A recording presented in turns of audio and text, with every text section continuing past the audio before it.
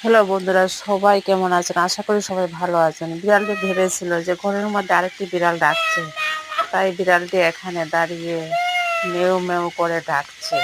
Actually ঘরের মধ্যে কোনো বিড়াল ছিল না, সেখানে আমি নিজেই ছিলাম বলে ডাকছিলাম। বিড়ালটি ভেবেছিল যে ঘরের মধ্যে আরেকটি বিড়াল ডাকছে, তাই বিড়ালটা এখানে দাঁড়িয়ে বসে মেও